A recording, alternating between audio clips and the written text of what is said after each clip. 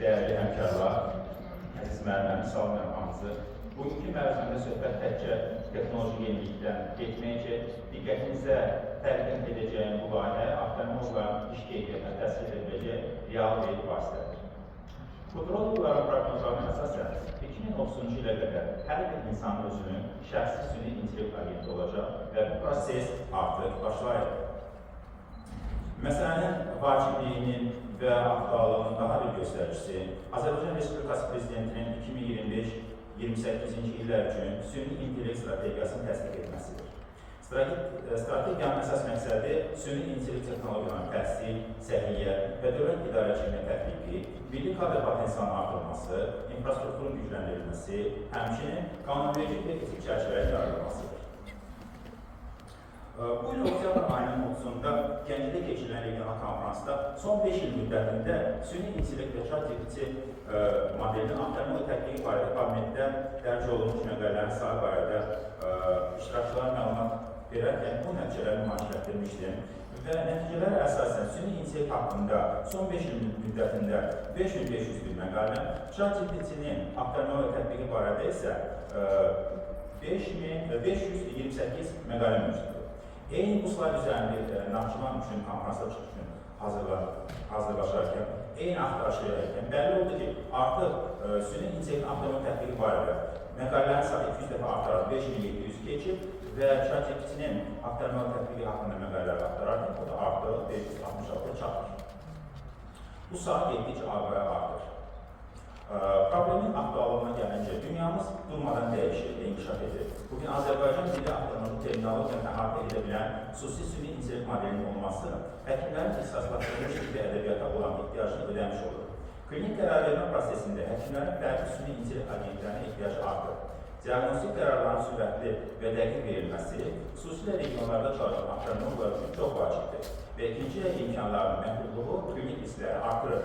Müasir beynəlxalq protokolları və yeni texnologiyalara çıxış çətinlikləri isə pasientlərin optimal idarə olunmasına mane olur.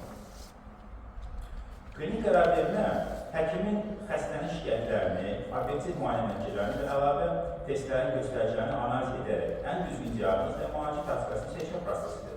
Bu proses mərhələli şəkildə aparılır. Məlumatların toplanması, dəyərləndirilməsi, diferensial diaqnozların vurulması və optimal qərarın verilməsi.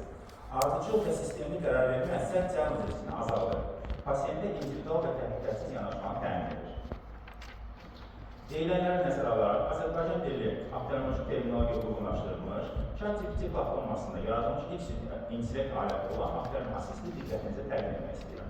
Fundus OSCP mikroskopiya və digər şəkillərin analizlə həyata keçirilməsinə həkim dəstək verir, ehtimal olunan və diferensial diaqnozu təqdim edir, beynəlxalq atılmış protokollara əsaslanan tövsiyələr verir, ancaq həkimin qərarını əvəz etmir, yalnız dəstək vasitəsilə. Və bu modulun hazırlanmasında biz istər Azərbaycan dilində, istər ingilis dilində dərs ədəbiyyatları oraya yükləmişik. Azərbaycan dilində əsas terminoloji istinad olaraq biz Profesor Elmar müəllimin və Müşfiq doktorun kitabı olan göz xəstələri kitabını istinad götürmüşük. Bundan sonra transkrin aktarmalogiyası, göz xəstələri, İstanbul atlası, həmçinin Azərbaycan tərcümə edilmiş Beynəlxalq Aktarmalı Şurasının bir sıra klinik tövsiyələrini həmin modda yerləşdirmişik. Bu aktarmasinin istinad etdiyi ədəbiyyatın bir hissəsidir. Aktarmasist həm tədrisdə, həm də real klinik praktikada qərar verməni dəstəkləyən yeni tibbi mühitə uyğunlaşdırılmış, yüksək dəqiqlikli vizual analiz bacarığına malik bir klinik yardım alətidir. Rezidentlərin daha sürətli və doğru təcrübə qazanmasına, həkimlərin isə gündəlik işinin azalmasına kömək edir. ChatGPT modelinə əgər ümumi cavablar verirsə də, aktarmasist aktarmalıya yönümlü cavab verir. ChatGPT əgər ümumi Azərbaycanda istifadə olunursa da, aktarmasistdə Azərbaycan dili klinik terminologiya əsaslanır. Və əgər ChatGPT beynəlxalq protokollardan istifadə edilirsə də, bizim hazırladığımız model ICO, Amerika Aktarmalı Akademiyası Azərbaycan dili təlimatları uyğun cavablar verir.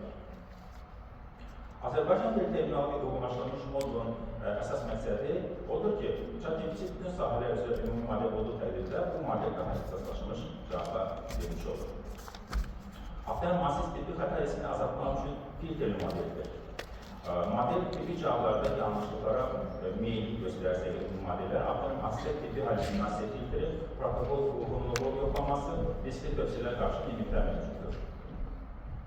klinik iş proseslərində inteqrasiya üçün xüsusi funksiyalar vardır. Bu funksiyalar adi çərçivəsində yoxdur. Məsələn, Azərbaycan dili avtomatik terminoloji uyğun cavab, beynəlxalq xəstəliklərin təsnifatının kodlarının avtomatik generasiyası, klinik etik reseptalar məktub, əməliyyata hazırlıq forması təqdim edir həkimə. Bundan əlavə, klinik qərarvermə dəstəyi prinsiplərindən əsaslanaraq fəaliyyət göstərir.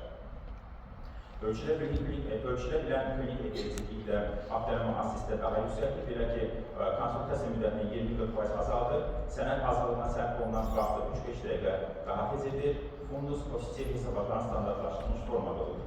Bunlar çərçivəsi ilə əldə olunan hesabatın nəticələri deyil, ölçülə bilən klinik faydadır. Çərçivəsi ümumi süni intellekt modelidir.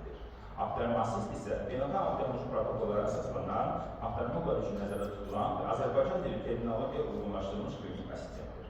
Onun iş prinsipi necədir? Həkim şəkli yüklər və ya sual verir, aktarma asist şəkli sual analiz edir, ehtimal olunan cənazə tövsiyələr təqdim edir, son qərar amma yenə də həkim tərəfindən verilməlidir.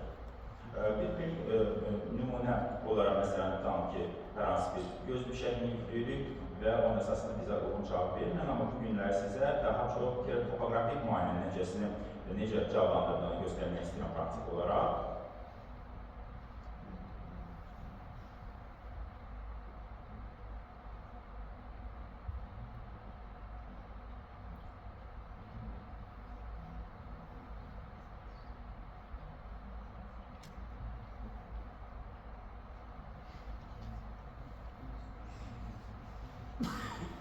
Ümumi moduldan daxil oluruq və pasiyentin şikayəti ilə birlikdə keratopografik müayinə nəticəsini yükləyir və qeyd edilir ki, 21 yaşlı pasiyent son illər müddətində görməsinin tədricinin azalmasına şikayət edir. Hal-hazırda görməkli korreksiya etmir və cəmi 20% təşkil edir. Ehtimal oluna bilən diaqnoz hansıdır, hansı göstəricidə diqqət etmək lazımdır. Burada artıq model daha çox Azərbaycan terminologiyasına uyğunlaşdırılmış şəkildə bizə cavab verməyə başlayır. Əsasən topografik görünən əsas əlamətləri qeyd edir ki, burada topografik olaraq çox yüksək göstərici qeyd olunubdur. Topografik nəticədə ən çox ehtimallı diaqnozları göstərir ki, burada orta ağır dərəcəli keratokonusdur. Bundan əlavə alternativ diaqnozlar verir. İstisna edilməli halları qeyd edilir, hansı ki, keratokonus və qazanmış ektaziyyətdən aid etmək lazım vəziyyəti. Bundan əlavə diaqnostik vacib göstəriciləri qeyd edir, əlavə torsional müayinələri göstərmiş olur və qısa klinik yanaşma olaraq qeyd edir ki, 21 yaşlı pasiyent keratokonus progresiv xarakter daşıyır və ehtimal olunan diaqnoz da budur. Və sonda qeyd edir ki, bu məlumatlar yalnız köməkçi xarakter daşıyır. Cavabın keyfiyyəti daxil edilən klinik məlumatların interpretasiyasının asılıdır. Lokal dərman halları üzrə hazırda məlumat bazası tam deyil, poliklinika, regional xəstəxana və özəl şəraitdə internet zəifdirsə də iş axını yavaşlayır və mobil istifadə optimallaşdırılsa da tam olunan rejim hərəkətli olur. Aktarma assist klinik qərarı əvəz etmir, onu gücləndirir. Buna görə də bəzi məhdudiyyətlər məsələli şəkildə saxlanılır ki, sistem yalnız həkimin nəzarəti altında istifadə olunsun. Nəticə olaraq, aktarma assist ölkəmizdə klinik qərar dəstəyi süni intellekt sahəsində atılmış ilk strateji addımlardan biridir.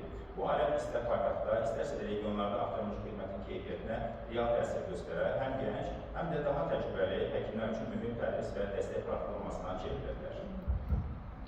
Və burada klasik diqqətinizdə təqdim edirəm.